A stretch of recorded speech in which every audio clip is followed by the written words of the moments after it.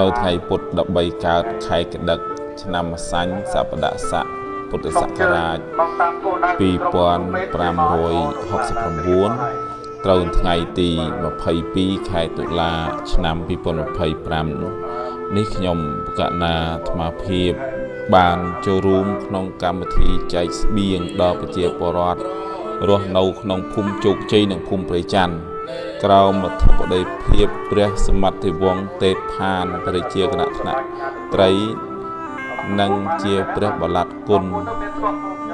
រាជធានីភ្នំពេញព្រះតំណាងដល់កំពង់ខ្ពស់សម្ដេចព្រះមហាសមេធាអធិបតីអំលំហែងសម្ដេចព្រះសង្ឃនាយកនៃព្រះរាជាណាចក្រកម្ពុជាដល់ប្រជាពលរដ្ឋនៅភូមិជោគជ័យនិងភូមិព្រៃច័ន្ទឃុំអូ3ជាន់ស្រុកអូជ្រៅខេត្តបន្ទាយមានជ័យហើយប្រជាពលរដ្ឋដែលត្រូវបានទទួលទាយទាន